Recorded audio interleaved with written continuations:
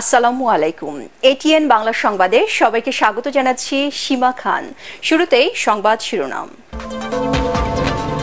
হাইকোর্টের রায় স্থগিত হয়নি আপিল বিভাগে, মুক্তিযোদ্ধা কোটা বহাল। বাতিলের দাবিতে শাহবাগ মোড়ে টানা অবরোধ শিক্ষার্থীদের।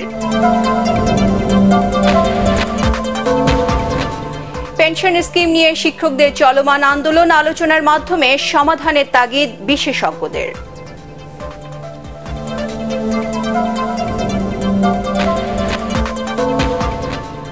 ছাগলকাণ্ডে আলোচিত রাজস্ব কর্মকর্তা মতিউরের 4টি ফ্ল্যাট ও 866% জমি ক্রয়ের আদেশ দিয়েছে আদালত।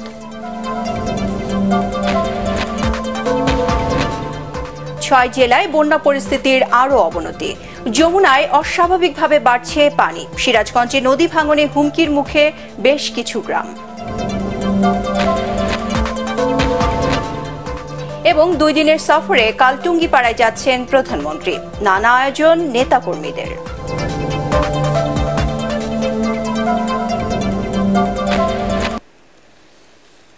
শুনছিলেন সংবাদ শিরোনাম, এবারে জানাবো বিস্তারিত।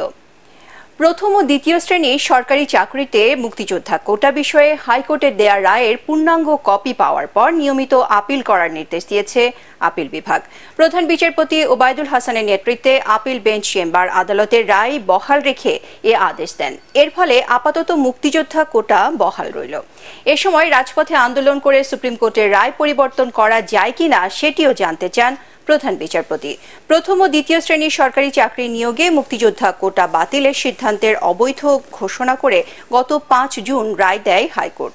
এ রায়ের ফলে সরকারি চাকরিতে মুক্তিযোদ্ধা কোটা ফিরে আসে। পরে হাইকোর্টের রায় স্থগিত চেয়ে আপিল বিভাগের চেম্বার আদালতে আবেদন করে রাষ্ট্রপক্ষ।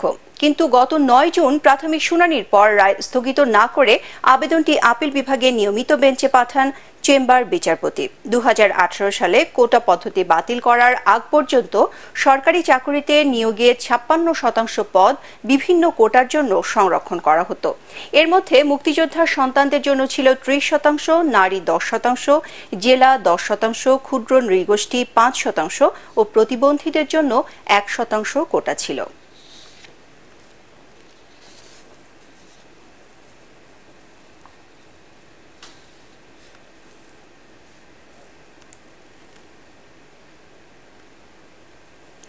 এদিকে সরকারি চাকরিতে কোটা প্রত্যাহারের দাবিতে ক্যাম্পাসে বিক্ষোভ করছেন ঢাকা বিশ্ববিদ্যালয়ের শিক্ষার্থীরা। শাহবাগ মোড়ে অবস্থান নিয়ে সব ধরনের যানবাহন চলাচল বন্ধ করে দিয়েছে তারা। এতে ওই এলাকায় যানবাহনের জট তৈরি হয়েছে। বেলা 11টার দিকে ঢাকা বিশ্ববিদ্যালয় গ্রন্থাগারের সামনে থেকে বিক্ষোভ মিছিল নিয়ে বিভিন্ন এলাকা ঘুরে শিক্ষার্থীরা শাহবাগ মোড়ে এসে অবস্থান নেন। সেখানে বিভিন্ন ধরনের স্লোগান দিতে থাকেন তারা।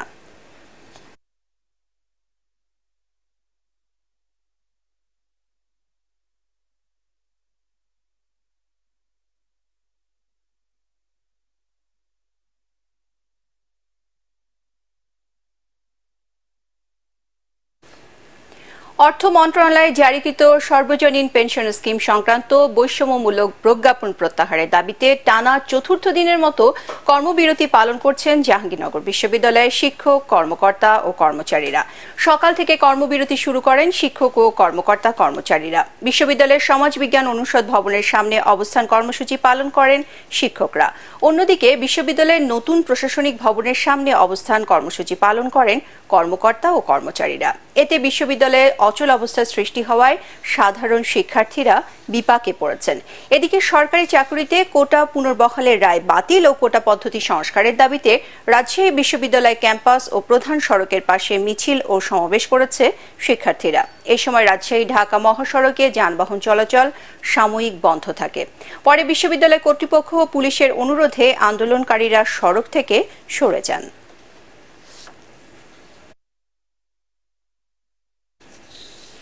প্রত্যয় পেনশন স্কিম নিয়ে শিক্ষকদের চলমান আন্দোলন আলোচনার মাধ্যমে সমাধান করা সম্ভব বলে মনে করেন বিশ্লেষকরা। তারা বলছেন, টেকসই সমৃদ্ধির জন্য সংস্কারের প্রয়োজন রয়েছে। এদিকে মূল বেতনের 10% দিয়ে প্রত্যয় স্কিম গ্রহণ করতে পারছেন স্বায়ত্তশাসিত ও রাষ্ট্রায়ত্ত সহযোগী প্রতিষ্ঠানের কর্মীরা।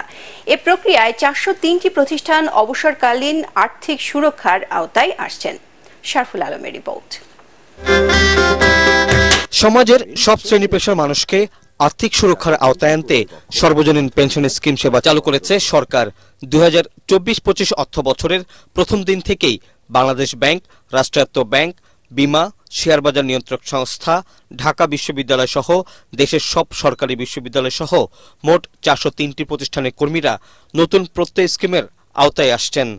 তবে 30 জুনের আগে চালু হওয়া অন্যান্য স্কিম আগের মতোই চলবে। রিটায়ারমেন্টের পরে এককালীন একটা ভাতা পেতেন, সেটার ব্যাপারে এখানে কোনো কিছু বলা নাই। এটা হতে তাদের প্রধান চিন্তার কারণ হয়ে দাঁড়িয়েছে এবং কোনো কোনো ক্ষেত্রে আমি বলবো যে এটা কিন্তু আসলে একটু যৌক্তিকতা আছে তাদের এই কনসার্নের, উদ্বেগের। একটা ফ্রেমওয়ার্ক দেওয়া হয়েছে, সেখানে আলাপ আলোচনা করে আমরা কোনো মধ্যম গ্রাউন্ড আছে কিনা সেটাকে আমাদের কিন্তু খুঁজে দেখতে হবে। প্রত্যয় স্কিমে সংশ্লিষ্ট প্রতিষ্ঠান কর্মচারীর মূল বেতনের 10 ভাগ বা সর্বোচ্চ 5,000 টাকা কর্মীর বেতন থেকে কেটে রাখবে আর সমপরিমাণ অর্থ দিবে ওই প্রতিষ্ঠান। তবে স্বাভাবিক নিয়মে অবসরের সময় এককালীন সুবিধা পাওয়া গেলেও প্রত্যয় স্কিমে এই ধরনের কোনো নির্দেশনা নেই। এ নিয়ে শিক্ষক সমাজে চলছে নানা আলোচনা সমালোচনা। চলমান শিক্ষক আন্দোলন আলোচনার মাধ্যমে সমস্যা সমাধান করা সম্ভব বলে মনে করেন বিশ্লেষকরা। যারা আন্দোলন করছে ওনারা যে ইস্যুগুলো আনছেন সেই ইস্যুগুলোর পরিপ্রেক্ষিতে আমাদের অবস্থান ব্যাখ্যা করতে পারি। বিষয়টা স্পষ্টীকরণের পরে যদি ওনাদের আরও কোনো জায়গায় অস্পষ্টতা থেকে থাকে সেটা আমাদের নজরে আসলে অবশ্যই আমরা সেখানেও স্পষ্টীকরণের চেষ্টা করব। আমি একটু পেনশনের টাকা পাবেন সেটি যদি করা হয় এবং একই সঙ্গে যে বয়সসীমার ক্ষেত্রে যদি কিছু সমন্বয় করা হয়, বিদ্যমান যে সুযোগ সুবিধাগুলো রয়েছে অন্যান্য যে স্বায়ত্তশাসিত প্রতিষ্ঠানগুলোতে, তো সেগুলো বলবৎ রেখে যদি আরো কিছু সুবিধা বাড়ানো যায়, আমি মনে করি যে যে সমস্যাগুলো রয়েছে বা যে বিতর্কগুলো রয়েছে সেগুলো আর থাকবে না এবং এই কর্মসূচিকে আসলে সবাই গ্রহণ করবে। শুধু রাজস্ব দিয়ে পেনশন নয়, বরং কর্মী ও প্রতিষ্ঠানের আর্থিক অবদানেই সবার জন্য আর্থিক নিরাপত্তা নিশ্চিত করতে পারে। আর এই ধারণা থেকেই পেনশন স্কিমকে টেকসই করার তাগিদ দিয়েছেন অর্থনীতিবিদরা। শরফুল আলম, এটিএন বাংলা, ঢাকা। শ্রম আইন লঙ্ঘনের মামলায় সাজাপ্রাপ্ত ডক্টর মোহাম্মদ ইউনূসের জামিনের মেয়াদ 14 আগস্ট পর্যন্ত বৃদ্ধি করেছে শ্রম আপিল ট্রাইব্যুনাল। সকালে জামিন ও আপিল শুনানিতে এ আদেশ দেয়া হয়। এ সময় তিনি বলেন, গ্রামীণ ব্যাংক নিয়ে প্রধানমন্ত্রীর অভিযোগের জবাব বহুবার দেয়া হয়েছে। এসব নিয়ে বিতর্ক নয়, তার চেয়ে তদন্ত বেশি প্রয়োজন বলে মনে করেন ডক্টর ইউনূস। আদ্দিন সজীবের রিপোর্ট।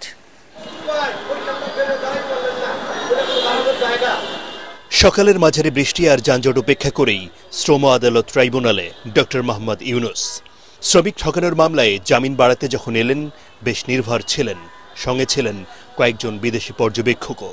এ নিয়ে পঞ্চমবারের মতো স্থায়ী জামিনের আবেদন ডক্টর ইউনূসের। আপত্তি জানায় কলকারখানা ও প্রতিষ্ঠান অধিদপ্তর। প্রায় 45 মিনিট শুনানি শেষে আদালত জামিন মঞ্জুর করেন 14 আগস্ট পর্যন্ত।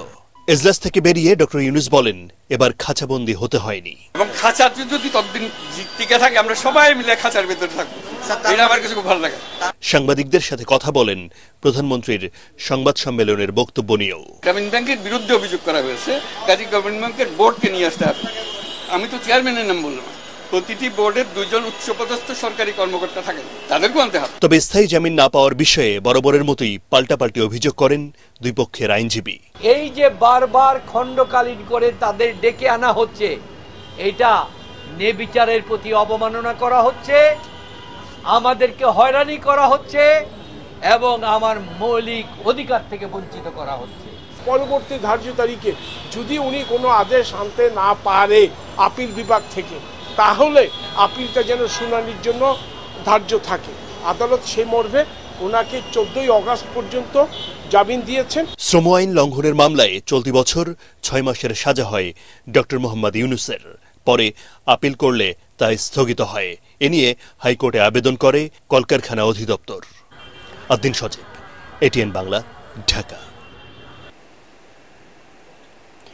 ছাগলকাণ্ডে আলোচিত জাতীয় রাজস্ব বোর্ডের সদস্য মতিউর রহমানের 4টি ফ্ল্যাট ও 866% জমি ক্রয়ের আদেশ দিয়েছে আদালত। ঢাকা মেট্রোপলিটন সিনিয়র স্পেশাল জজ মোহাম্মদ আসলাম জগলুল হোসেনের আদালত দুদকের আবেদনের পরিপ্রেক্ষিতে এ আদেশ দেন।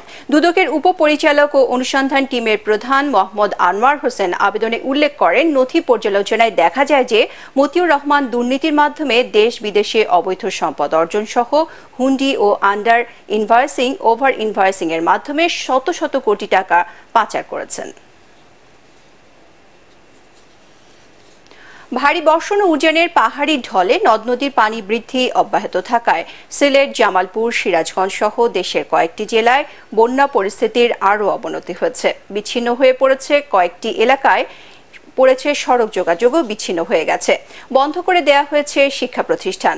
অবর্ণনীয় দুর্ভোগে দিন কাটাচ্ছেন পানিবন্দী লাখো মানুষ। প্রতিনিধিদের পাঠানো তথ্যচিত্রে আরও জানাচ্ছেন মইনুল আহসান।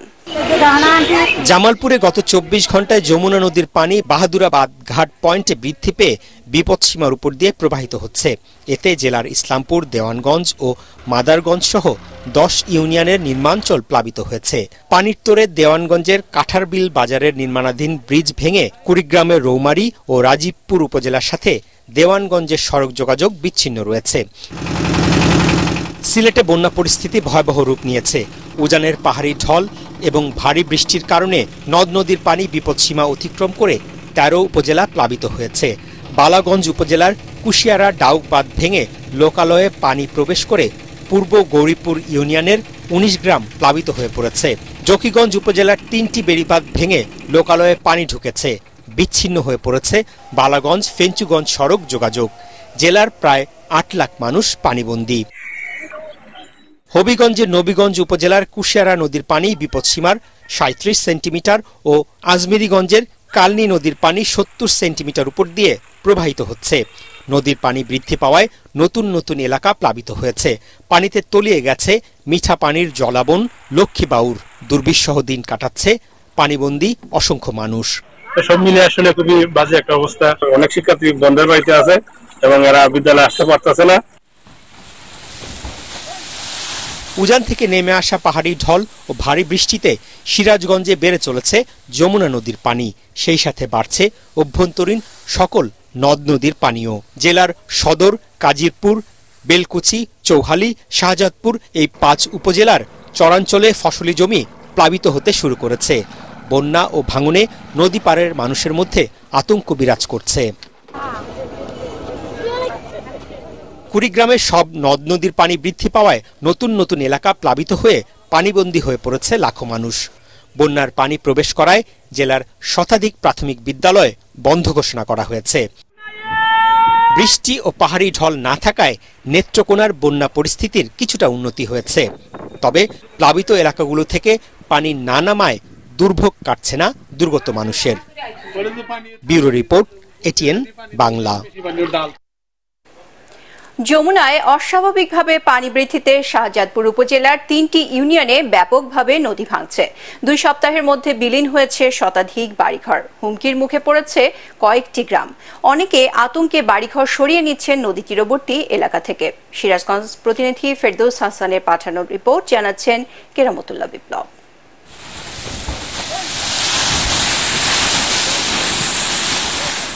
যমুনার প্রচণ্ড স্রোতে শাহজাদপুর উপজেলার খোকনি, জালালপুর ও কৈজুরি ইউনিয়নের অন্তত 15টি গ্রামের মানুষ আতঙ্কিত হয়ে পড়েছেন।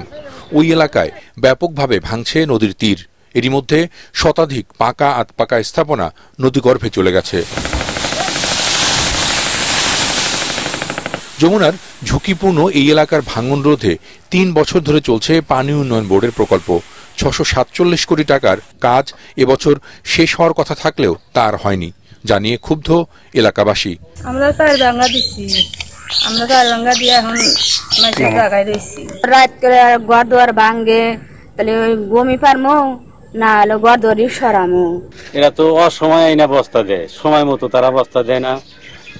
এই কারণে যে ভাঙা প্রতিরোধ হয় না। আর এই যে কাজটা দীর্ঘদিন ধরে চলতেছে, এ যাবৎ কাজের কোনো অগ্রগতি নাই। সরকারি প্রজেক্ট পাস করছিল ঠিকই, কিন্তু প্রজেক্টের কাজটা ঠিক সময় হইলো না, করলো না। এদিকে মানুষজন বাড়িঘর ভাঙে এখন কোনে গাছতলা বাসতলা এরা জায়গায় জায়গায় মানুষ থাকে। নিজে করে কোনো ঠাই নাই, আমার একটু বেরিয়ে বাচ্চা দলি ধরে আমার ধরেন একটু আমার সুবিধা হয়। আরো যদি পানি বাড়ে আরো ভাঙনি আরো তোড়জোড় হবে, এইভাবে তোড়জোড় হলে তো আমার এই দেশের মানুষ আমরা আর এদিকে সিরাজগঞ্জে পানি উন্নয়ন বোর্ড যমুনার ভাঙন ঠেকাতে বালু ভর্তি জিও ব্যাগ ফেলছে নদীতে। প্রকল্প শেষ হলে ভাঙন সমস্যার স্থায়ী সমাধান হবে বলেও মনে করছেন কর্মকর্তারা। নদী ভাঙন রোধে আমরা প্রকল্পের পাশাপাশি জিও টিউব ডাম্পিং শুরু করেছি। এছাড়া পানি উন্নয়ন বোর্ডের নিজস্ব ড্রেজার দিয়ে আমরা চ্যানেলটিকে একটু ওয়াইড করার জন্য চেষ্টা করে যাচ্ছি। তবে এই বর্ষায় নদী ভাঙনের গতি প্রকৃতি দেখে সে অনুযায়ী দ্রুত কার্যকর ব্যবস্থা গ্রহণের দাবি জানিয়েছেন এলাকাবাসী। Bureau report, ATN Bangla. দুই দিনের সফরে কাল গোপালগঞ্জের টুঙ্গিপাড়ায় যাচ্ছেন প্রধানমন্ত্রী শেখ হাসিনা। এটি প্রধানমন্ত্রীর ব্যক্তিগত সফর বলে জানানো হয়েছে। প্রধানমন্ত্রীর সফরকে ঘিরে জাতির পিতার সমাধিসৌধ ধোয়া মোছা ও পরিষ্কার পরিচ্ছন্ন সহ টুঙ্গিপাড়ায় নানা আয়োজনে ব্যস্ত স্থানীয় প্রশাসন। গোপালগঞ্জ থেকে চৌধুরী হাসান মাহমুদের পাঠানো তথ্যচিত্র নিয়ে রিপোর্টে জানাচ্ছেন আশিকুর রহমান। 2 দিনের ব্যক্তিগত সফরে শুক্রবার বিকেলে গোপালগঞ্জের টুঙ্গিপাড়ায় পৌঁছাবেন প্রধানমন্ত্রী শেখ হাসিনা।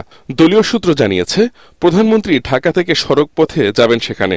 ওনার আশা উপলক্ষে টুঙ্গিপাড়াবাসী অধীর আগ্রহে অপেক্ষা করতেছে এবং আমরা টুঙ্গিপাড়া পৌরসভা তার আশা উপলক্ষে যত পরিষ্কার ধোয়া মোছা এবং বাগান আঙ্গান যা আছে সব পরিষ্কার করে আমরা সম্পন্ন করেছি।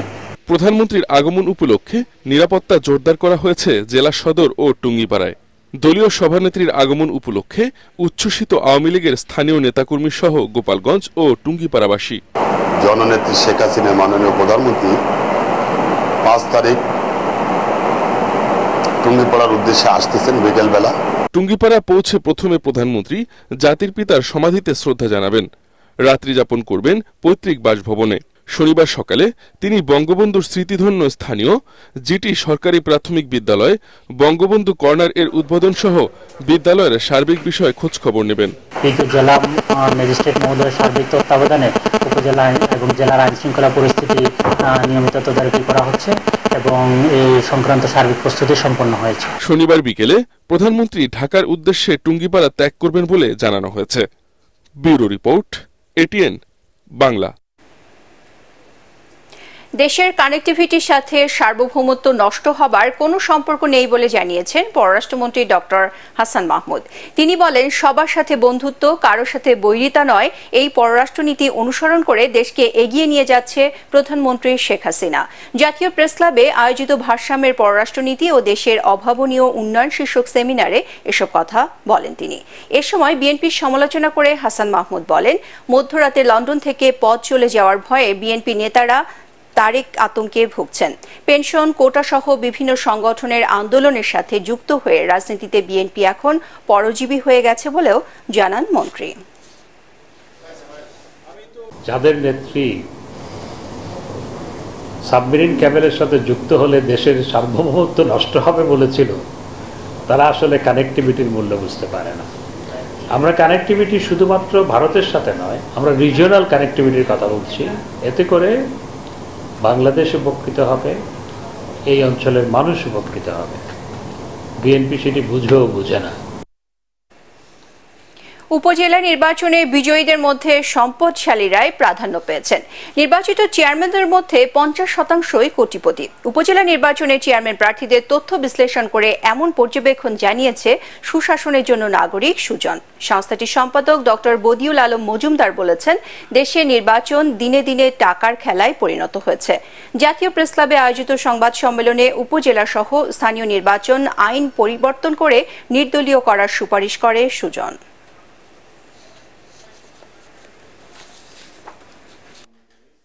এবারে আল আরাফা ইসলামী ব্যাংক অর্থ সংবাদ।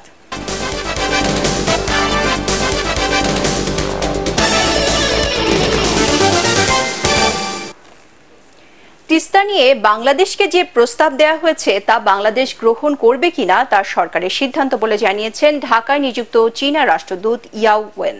তিনি জানান, প্রধানমন্ত্রীর এবারে চীন সফর দুদেশের কৌশলগত উন্নয়নকে প্রাধান্য দিয়ে সাজানো হয়েছে। জাতীয় প্রেস ক্লাবে ডি ক্যাব সংলাপে এসব কথা বলেন তিনি। 8 থেকে 11 জুলাই প্রধানমন্ত্রী চীন সফরে গুরুত্ব পাবে বলে ডিজিটাল প্রযুক্তির ব্যবহার, শিক্ষা, গণমাধ্যম সহযোগিতা ও দুদেশের জনগণের সম্পর্ক বাড়ানো। তিস্তায় কোনো প্রকল্প হবে সেই সিদ্ধান্ত বাংলাদেশের বলেও উল্লেখ করেন তিনি। Some proposal as how to proceed with the project, that is restoration management. Whether Bangladesh, which side they will choose to help to build this Tista River is purely the sovereign rights by the Bangladesh government. Waiting for the response. But anyway, I see, it is China, we are open. Whatever decision made, we will respect. But one thing, I believe this is our common interest. এবারে আন্তর্জাতিক সংবাদ।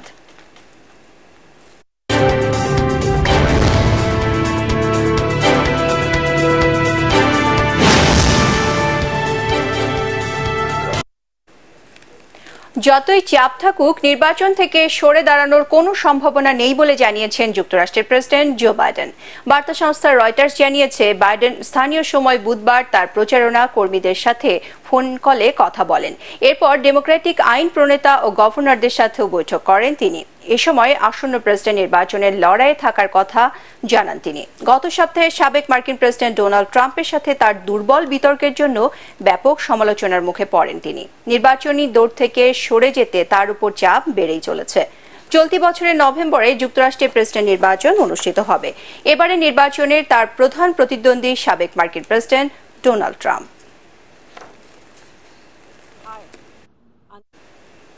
যুক্তরাজ্যের parliament নির্বাচনে vote গ্রহণ শুরু হয়েছে সকালে। এবারে নির্বাচনে তুমুল প্রতিদ্বন্দ্বিতার মুখোমুখি হতে যাচ্ছে ক্ষমতাসীন কনজারভেটিভ পার্টি। নির্বাচনে কেয়ার স্টারমারের লেবার পার্টি রেকর্ড ভাঙা জয় পেতে যাচ্ছে বলে স্বীকার করেছেন দীর্ঘ 14 বছর ধরে ক্ষমতায় থাকা দল কনজারভেটিভ পার্টির নেতারা। নির্বাচন বিশ্লেষণে দেখা গেছে, পার্লামেন্টের 650টি আসনের মধ্যে অন্তত 484তে জয় পেতে যাচ্ছেন লেবার পার্টির প্রার্থীরা, যা 1997 সালে টনি ব্লেয়ারের নেতৃত্বাধীন লেবার পার্টির 418টি আসনে জয়ের চেয়েও বেশি। সেইবার ব্রিটেনের ইতিহাসে সর্বোচ্চ আসনে জয়ের অনন্য কীর্তি গড়েছিলেন দলটি। এবারে নির্বাচনে 34 জন বাংলাদেশি বংশোদ্ভূত ব্রিটিশ নাগরিক বিভিন্ন দলের মনোনয়নে ও স্বতন্ত্র প্রার্থী হিসেবে অংশ নিচ্ছেন। লেবার পার্টি থেকে মনোনয়ন পেয়েছেন 8 জন, এর মধ্যে 6 জনই নারী। গ্রামের চিকিৎসা ব্যবস্থা উন্নতি করতে পারলে দেশের স্বাস্থ্যসেবার উন্নতি হবে বলে জানিয়েছেন স্বাস্থ্যমন্ত্রী ডাক্তার সামন্তলাল সেন। শিশুদের মেধা বিকাশে জন্মের পর থেকে তাদের সঠিক পরিচর্যার তাগিদও দেন মন্ত্রী। সকালে রাজধানীর আইসিডিডিআরবিতে শিশুদের উন্নতি বিষয়ক এক অনুষ্ঠানে এসব কথা বলেন তিনি। অনুষ্ঠানে স্বাস্থ্য প্রতিমন্ত্রী ডাক্তার রোকেয়া সুলতানা, স্বাস্থ্য অধিদপ্তরের মহাপরিচালক ডাক্তার আবুল বাশার মোহাম্মদ খুরশিদ আলম সহ বিশেষজ্ঞ চিকিৎসকরা উপস্থিত ছিলেন।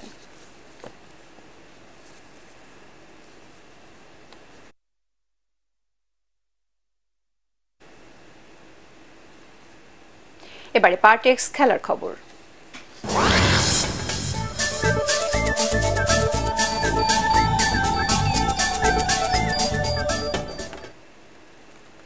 কোপা আমেরিকার সেমিফাইনালে ওঠার মিশনে কাল ইকুয়েডরের মুখোমুখি হবে আর্জেন্টিনা। টানা 3 জয় নিয়ে গ্রুপ চ্যাম্পিয়ন হয়ে শেষ 8-এ জায়গা করে নেয় লিওনেল স্কালোনির দল। তবে পেরুর বিপক্ষে শেষ ম্যাচে খেলতে পারেননি অধিনায়ক লিওনেল মেসি। তাই তার ইনজুরি নিয়ে শঙ্কা থাকলেও আর্জেন্টিনার গণমাধ্যম বলছে প্রথম একাদশেই থাকছেন বর্তমান বিশ্বকাপ জয়ী অধিনায়ক। তার সাথে শুরু থেকেই দেখা যেতে পারে টুর্নামেন্টে এখনো পর্যন্ত সর্বোচ্চ গোলধারী লাউতারো মার্টিনেজকে। অন্যদিকে বি গ্রুপে 3 ম্যাচের 1টি করে জয়, পরাজয় আর ড্র নিয়ে কোয়ার্টার ফাইনালে ওঠে ইকুয়েডর। শেষ 6 সাক্ষাতে একবারও হারেনি বর্তমান কোপার চ্যাম্পিয়নরা। টেক্সাসে সকাল 7টায় শুরু হবে ম্যাচটি।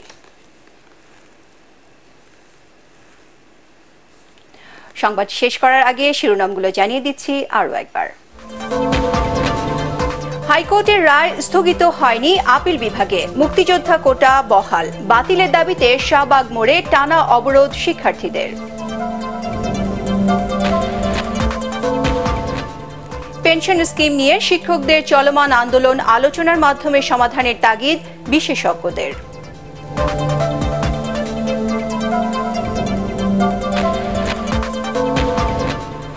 ছাগলকাণ্ডে আলোচিত রাজস্ব কর্মকর্তা মতিউরের 4টি ফ্ল্যাট ও 866% জমি ক্রয়ের আদেশ দিয়েছে আদালত।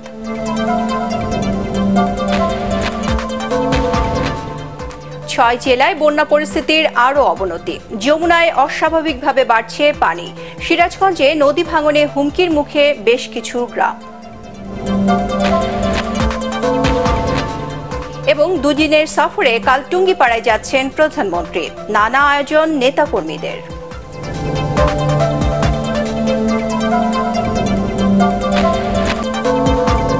পরবর্তী সংবাদ দেখার আমন্ত্রণ জানিয়ে এখনকার মতো শেষ করছি। এটিএন বাংলা সংবাদ ইউটিউবে দেখতে ব্রাউজ করুন youtube.com/ATN বাংলা নিউজ।